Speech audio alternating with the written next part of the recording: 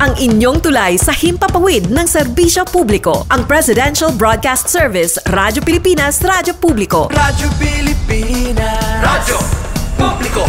Kinilala ng pang-international at prestigyosong Asia Pacific Broadcasting Plus Awards 2025 para sa kategorya ng Government Streaming. Ito ay dahil sa epektibo nitong pagsasanib ng mga tradisyonal na media tulad ng telebisyon, radyo at print para masabayan ang mabilis na pag-inog ng mundo ng digital at social media tungo sa mas epektibong paghahatid ng mahahalaga at napapanahong mga impormasyon sa mamamayang Pilipino. Kinilala rin ang Radyo Pilipinas dahil sa patuloy na pag-akyat ng rating. Ngayon ay matatag sa pang-4 na pwesto sa Mega Manila ayon sa pinakahuling Nielsen Radio Audience Measurement Survey. At sa social media, nakamit ang mahigit 2,000% pagtaas ng bilang ng mga sumusubaybay sa Radyo Pilipinas page sa unang bahagi ng 2025. Patunay ito na ang inyong Radyo Pilipinas Radyo Publiko ay tunay na kaagapay ng inyong pamahalaan sa paghahatid ng serbisyo sa mga mamamayang Pilipino. Mula sa aming lahat, sa ngalan ng inyong pamunuan at mga kawani ng Presidential Broadcast Service, kasama ang inyong mga himpilan ng Radyo Pilipinas sa buong kapuluan. Maraming salamat po sa inyong lahat, sa inyong pagtangkilik at pagkilala. Radyo Pilipinas. Radyo Publiko.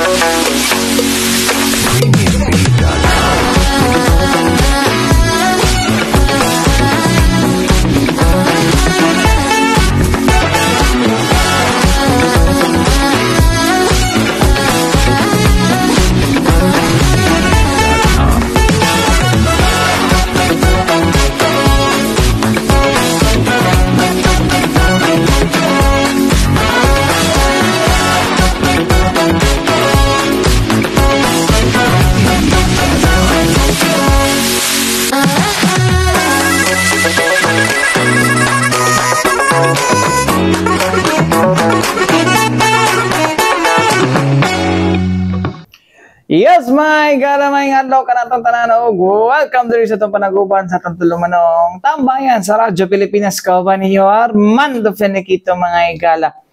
Yes, my gala na, kamusta mong tanan diha, no? Of course, mga igala, kagahapon no, grabe ka init, no? Martes pa lang ka, mga igala, kagahapon, Lunes na Lunes, grabe ka init, no? Grabe ka init ang panahon, grabe usab ka init ang mga balita, charing. Bitaw no, kay kagahapon sa morning gipanganlan ang mga mga sangkot daw kuno sa nagapanguha daw kuno og kickback ng mga kongresista. Paghapon na napoy natanggal. Naday natanggal daw. Natanggal daw kuno nga Senate President ug uban pa nga mga kuan. But anyways, naman dyan nandula sa politika gid mga igala, no? Pero tingala ka paspas, nakapaspas, no? Ing anak gid ka paspas jud. Daghang nga bigla mga katambayan non, daghang nga bigla sa panghitabo gyud, no. Pero expected man to wag na ay na lang guno patik-atik, expected to, no. Patik-atiking ato na tong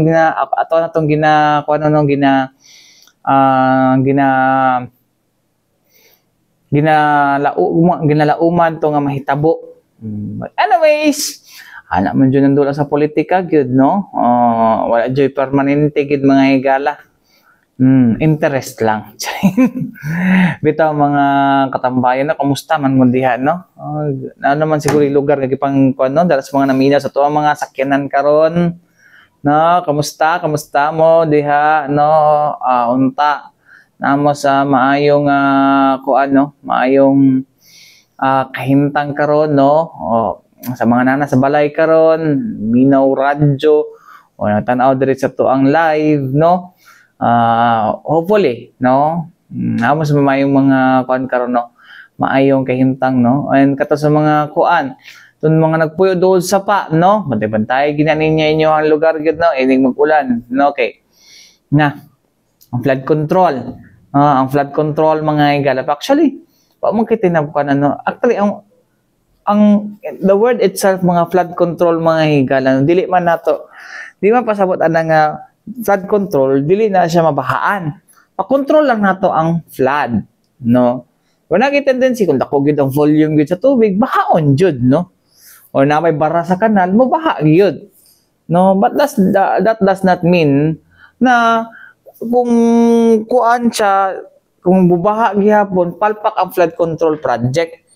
No? Nalang kuan jud, nalang kaning tendency jud na kuan no, nalang other factors nganong mo kuan yun bubaha gihapon. Sama sa kanang ginapahigan nya tanang hisgutan mga higala no. Kanang sa kuan karon sa tuang Office of the Civil Defense mga higala with regards sa mga baha-baha mga higala no. So okay, sila mo ang disaster response gud mga higala no. So sila nang nagapanguna sa mga disaster response no. So mo gina ang ilang ginakuan, mo gina ilang nakabalo sila no. And then with the collaboration with the DILG no. But right now mga higala dinhi sa ta sa kuan mga higala, dinhi sa ta sa Davao del Norte mga higala no. O sa Davao del Norte ta mga higala kun asa si Governor Edwin Hubahib mga higala no.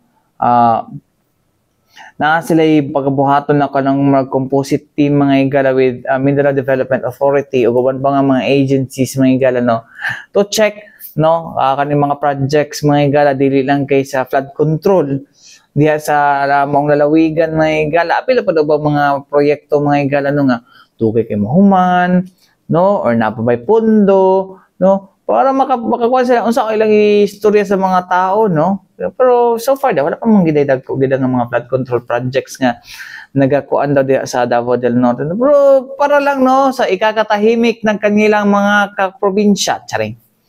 Bitaw wala ikuan may higala no kinahanglan gyud na siya ikuan gyud sa to mga sa to mga constituents mga higala no nga para mahilom or di man siya mahilom ipakita no nga wala na nag-exist sa ilang lugar, ilagi dapat nang ilang rundahon na mga higala no, along with other kaning national government agencies mga higala no, para makahatag po og report po dito. So anyways mga higala di na ta maglangan mga higala ato na paminaw no ang nahimong pahayag ni Governor Edwin Hubahib mga higala no sa Davao del Norte kabahin ang ilang paghimuon nga pagronda o pag-inspeksyon no sa mga proyekto no especially infrastructure projects diha sa Davao del Norte. Paminaw na to. Kanang wala mo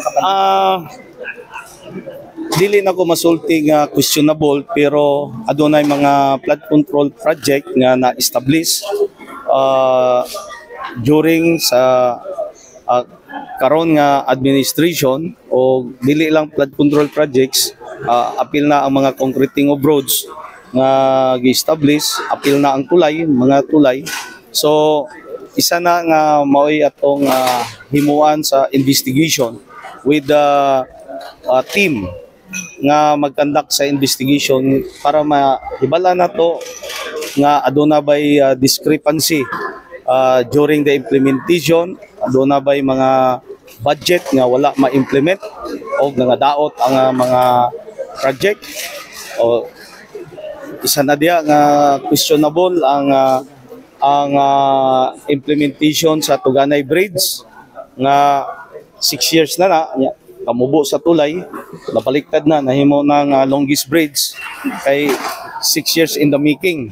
So diya pa lang daan makita nato nga naagi problema within sa DPWH and sa contractor pero di na to ma-prove without the proper investigation. So kung unsay result, magbuo pa mi og team with Minda, with Secretary Leo Magno, kay siya man ang atong Secretary Court for Mindanao. So with RDC, RDC Chairman and sa mga PDC usab, Chair. So mao ni and other sectors nga mahimo natong representative during sa inspection sa kada project. How about flood control projects? Na kay ma-cite nga example nga pwede yung silipon po? Siguro diri sa may Carmen, na yung mga Carmen to Duwali. Mo na itong tanawon kung adunay mga flood control projects, isa na sa ato ang mga inspection nun. So sa pagkakaroon, nangayo pa ta sa list coming from the DPWH Davao del Norte. Unsay assurance sa public sa imong mga constituent sa Davao del Norte nga walay inana nga mga projects ang province of Davao del Norte nga may mga goals, may mga substandard kung funded siya sa province nito? Mintras nga wala pa ta nakakandak sa atong investigation o wala pa nato nahuman ang investigation sa tanang mga proyekto nga gi-implement sa Department of Public Works and Highways and other national agencies. Dili na ko masulti nga aduna bay mga ghost project, aduna bay mga proyekto nga kulang sa pundo nga na-implement. So kining tanan magulat ta nga atong proper nga makakandak og investigation with all the teams sa Region 11 and usa na ta nga makahatag sa ato ang sakto nga tubag o information sa katawan nga bis sa ato ang pagkandak sa mga investigation. Pero wala pa rin nag-kick-off goal ang investigation? Wala pa nag-kick-off? Wala pa kay magbuo pa mi with the RDC and Secretary Leo Terizo Magno. Ano sana siya? Timeline? Timeline this month. Sila mabuo ang team. Then, ang investigation proper kung sa mag-comment. Siyempre, pag mabuo na this month, diyan namin mag-decide nga talk effect dayon ang investigation. Siyempre, ay mo ka-goal. Kamong taga-media, invited mo para appeal mo dito nga magbaktas-baktas, pasingot o appeal mo makakita kung ang project nga gi-implement is insakto ba, gigamit ba ang insaktong pundo or gibawasan ang pundo nga gi-implement. Group sa mga project nimo sa probinsya, dili may tabo ni mga hinani. Of course, ako proud ko musulti ana kay kita gipaningkamutan nato nga ang ato mga proyekto nga gi-implement sa probinsya naagid sa insaktong implementation o gigamit yun ang insaktong pundo para sa proyekto. Gani, kita man ninyo, walay reported nga project sa province nga nangaguba. Antod garon, nag 6 years na ko, going to 7 years, kaluoy sa Ginoo tested ang atong mga proyekto. Daghan ng mga calamity nga niabot, pero nibarog ang atong proyekto o gigamit sa atong mga kaigsunan sa Davao del Norte. So, mga higala, no? Ang pahayag ni Davao del Norte Governor Edwin Hubahib, mga higala, no? Kabahin na iyang ilang paghimuon nga inspeksyon, no? Kay nganong grabe man gid, no? Uy, kisa di congressman na sa una di ay mga katambayan nung anong dagag infrastructure pero sige magbahaon ng panabo, char. Napoy baha sa Carmen pod. Kinsa dito panahon na gani, char. Wala ko kabalo bitaw mga higala. Sa tunong ko kabalo kinsa nag-isip congressman nato mga higala kay di mo ko taga Davao del Norte mga higala. Pero yeah, mo na lang kung ano kinsa ba toy nakadawat ana kung tinuod ba or kuan, no, mga substandard ba mga proyekto o dili. Diba no? At least may bawaan gid siya, no? May bawaan kung nabagi mga infra nga mga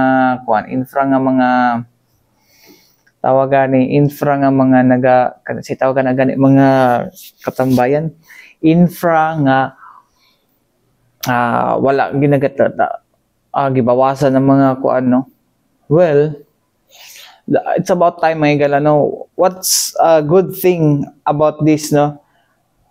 Naibawaan og na-prove gyud sa mga tao nga naa corruption sa mayon ana nga mga proyekto, no? So karon daghan ang mga tao ang nangasuko mga higala, no? Bro, hilom ang uban. Kay dito gyapon sila sa kuan, ayun, Storyano kay basig mga kwanta ma-slide ta. Mas light na nga pero anyways mga higala, mo to hopefully no, after nga makabalik ni Governor Hubahi mga higala gikan Russia mga higala, uy Russia na food charing no, agi kag Russia mga katambayan no, hopefully masugdan ni okay mangimbita man to siya nga kwan pwede mo apil sa ilahang paglibot mga katambayan no. So hopefully no mahuman na ni no, dili mahilom mahuman gid ni no ng mga issue dili mahilom no. Anyways mga higala, balik kita man lang sa mga importante pa indumdum ni nga ta si Bianan. Yes mga higala, balik kita diri sa to panaguban sa tuntulumanong tambayan sa Radyo Pilipinas. Kauban ninyo Armando Fenequito mga higala. Yes mga higala, of course sabanuban niya pandanan diri no sa tong si Bianang Radyo Pilipinas Davao 88.7 sa dayar sa inyong mga radyo o diya sa atong official Facebook page Radyo Pilipinas Davao no.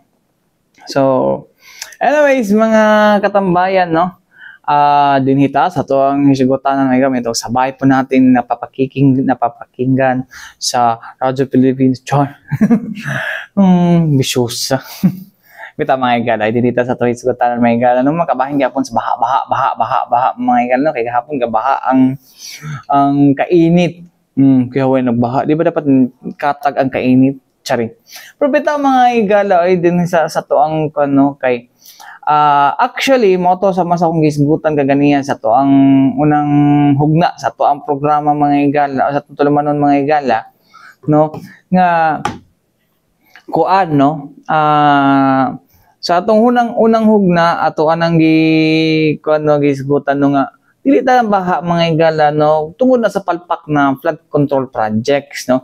Ang ginagawa nito is control not prevent no. Kung amot lang po daki magmamong na para sa kuang kuan gud no, ang pag ang operative word is control, i-control na to kung hantod kano sa lang baha or dili ba dapat magpundo ang baha diha no. So pero mao lagi na pod no kay ang kuan po nato pud kay ang mentality nat ang kuan man to nauna ko to may flood control ambot lang po kaya sa kuha lang niya pag mayong tag flood control ma-prevent na ang baha. Malagi ang baha kay grabe naman ang volume mga higala sa tubig no. And if it is kanang ginatawag nato nga environmental na kan mga higala no, especially kanang sa lugar nga dating sapa tapos gihimo na tong karsada no. Ang kuan mo na mga higala, ang tubig mo na mutultul mo na kung asa sila gikan sa una no nga gianan muagi gina dito mga higala sama dira sa may Jade Valley no nga ginaingon sapa daw na sa una daw dira daw nang kuan kanang Davao River di baon yun na diha mga higala. So how to control it? Dili naman na igo ang dike mga higala no. Dili na igo ang dike para mo kuan. So na dapat na other factors mga higala no, or other factors taka lang no, other kining usabi tawag na other nga pamaagi no, other ways mga higala no to kuno ma-minimize nato ang flooding no. So kada magtanong mo kahoy ato ginang kuan gid ato ginang una-unaon ba ko asa dapat nato itanom ang kahoy di lang kay tungod sa to di lang sa mga tugkaran no. Dito sa mga klaro na to nga katong upaw na katong mga deforested na mga areas no, kung asa na dito maguna ang dako nga volume sa tubig no. So mo dapat atong unahod no, kay lisod na kung diha na paabot diha tanom sa tong area tapos grabe na kayong volume dili na kaya suyupon sa kahoy no. Kung asa gid nanukad dito dapat nato na asa nanukad ang suba dito gid nato na itanom. But otherwise may higala no, alang sa kuan no, alang sa tuang kuan no, isigutan may higala no, kung flood control ba na may problema sa flood control or unsa ba? Problema ba sa kaning atong ghost kuan gid to, kanang dautan gid kay to pero kanang mga kuan flood control ingon na palpak. Tinod ba nga palpak or nalang di other factors yun. Ato paminahon mga higala no, ang regional director sa tuang Office of the Civil Defense 11 mga higala no, sa gipaygayon kagahapon na kapihan sa Davao di sa SM City Annex mga higala no, wala lain mga higala Regional Director Ednar Dayanghirang. Paminaw na to. May sa OCT, may na-monitor ba kayo mga ghost project sa flood control dito sa Davao dito? Well, happy ka na ba ang October 31 ba? Diba ko na, papanahon sa mga ghost? Well, as I have made mention many times, no, I conducted my participatory action research since December 2024. And I have reported to the public many occasions. I have reported as well to the central office ang akong findings. Ang findings na ko on a regional basis, basically duha. We need a lot of flood control projects. Kailangan nato og daghan og dinagko ng mga flood control projects that should cut along 5 up to 10 barangays na kalayo ng mga flood control projects. Kana kung rivers atong sigutan from Davao Occidental to Davao Oriental. I can see it over the helicopter kana mag-inspection, mag-survey ko. Grabe yun ang kakulangon sa ato ang flood control projects. Second, sa drainage system nato, bisag wala gabaha ang mga sapa. Nagabaha ang mga tao. And you know that. You know what I mean because kita ang nababahaan ta. The problem nato sa drainage system, very, very, very messy ang ato ang drainage system all over the region. Without specific area, halos tanan magkapareho. Messy in a sense na dili siya, kasi tubig na eh. Ang tubig ganangan, mudagay-day na siya agihanan, padulong sa dagat o padulong sa sapa. Di ba? Unfortunately, dako kayo kakulangon na to. And I also found out why. I-research na ko eh. I researched the actual situation. Nanong gabaha ang mga tao, gamay lang ulan. Dagom-dagom lang, thunderstorm, baha na. Cut to the eye because our drainage system, dili siya connected to one another. No? Pananglitan, kung national road, kinsa may tag-iya sa kanal. The most popular agency, DPWH. Pag-abot sa provincial road, kinsa tag-iya sa kanal.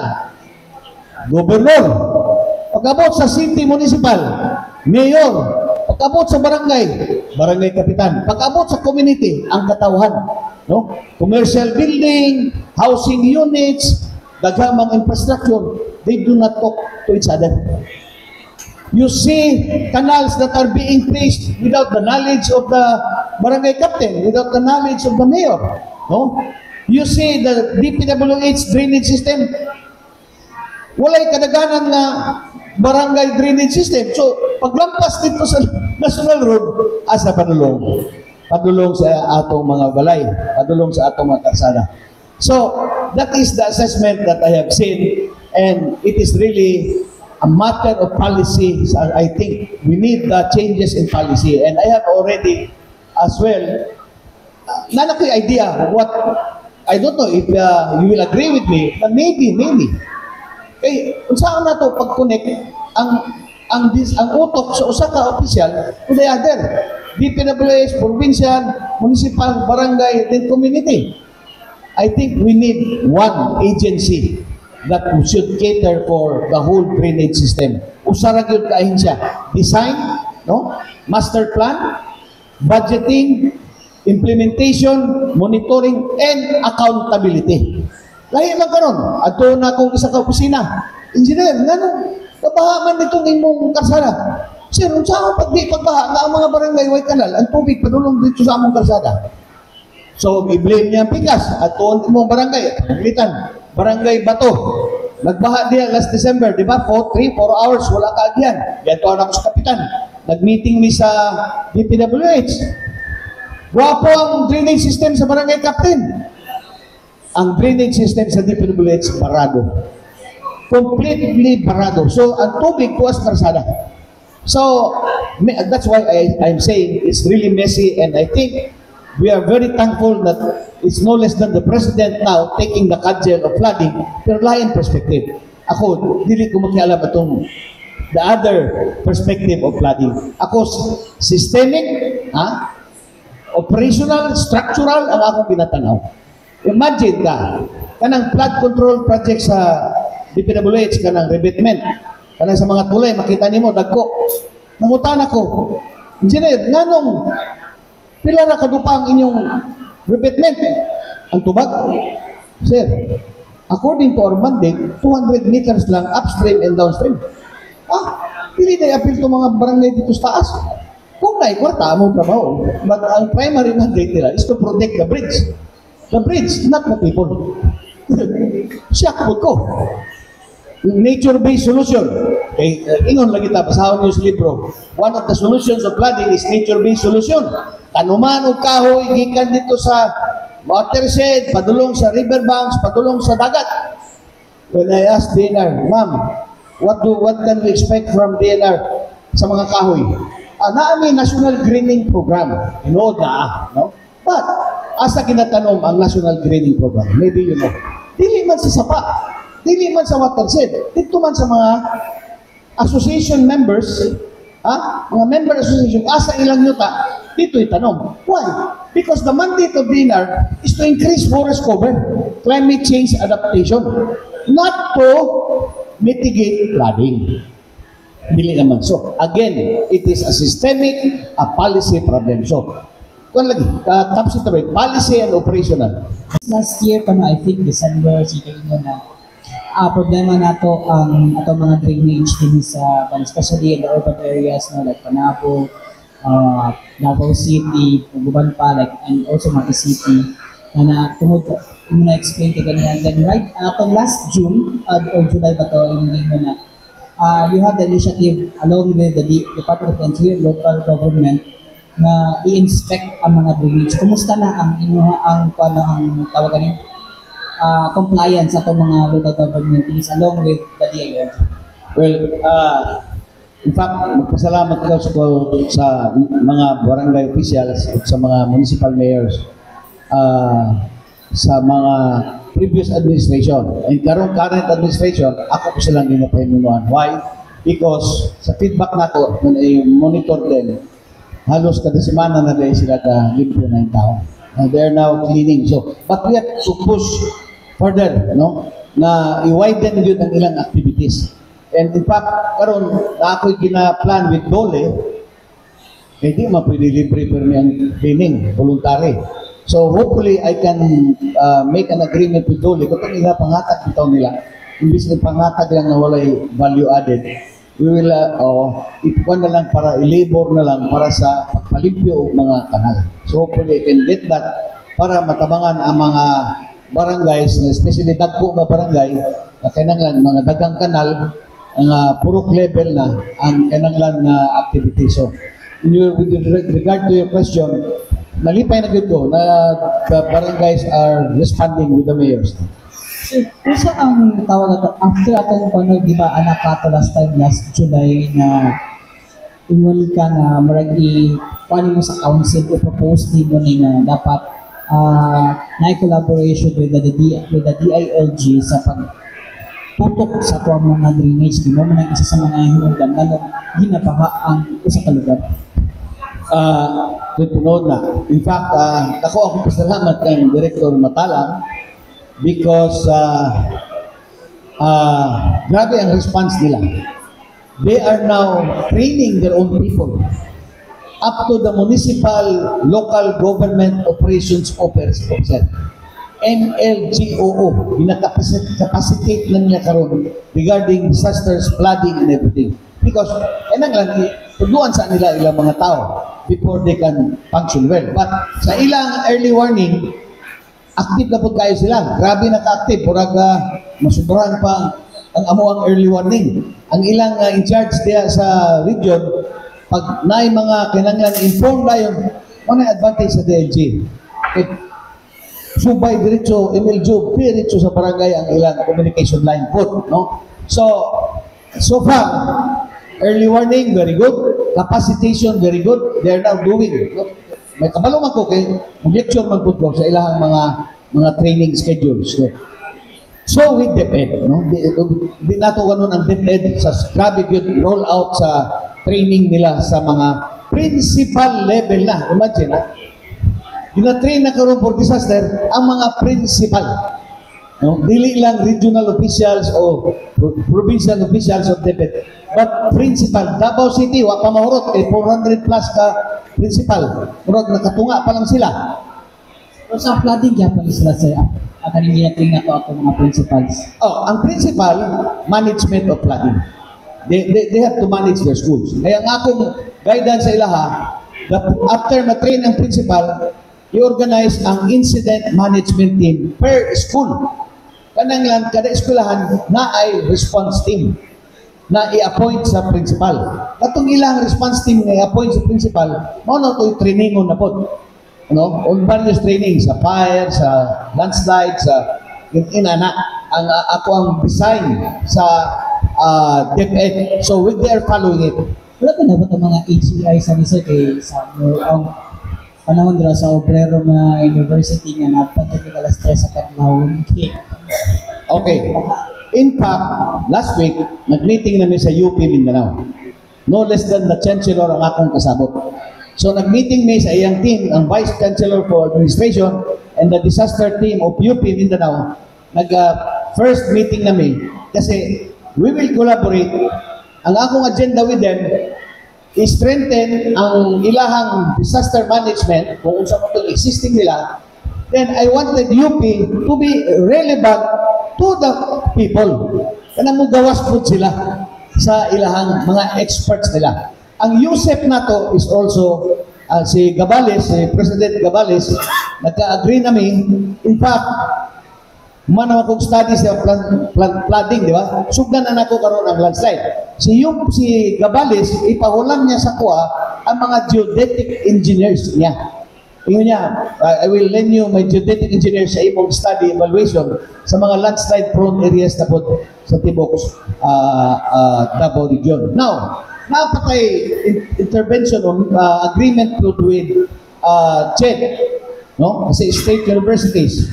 So, sa CHED, nag-agree na po ni sa CHED that they will help OCD pa-mainstream ang disaster management sa mga higher education. Sa private sector, uman naman ta naka-train na ta sa RMC, sa UN, then hopefully sa sunod, Ateneo na ang atong i-training. So, elementary, high school, colleges, and universities atong i-apil na. Then, corporations like mining companies, they're also collaborating with us, ongoing ang mga capacity building sila. So, mao to mga katambayan, no? Ang pahayag ni ni OCD 11 Regional Director Ednar Dayang Hirang mga higala, no? So, aside from siguro flood control, ato dapat pug i-educate po na tong community pod, no?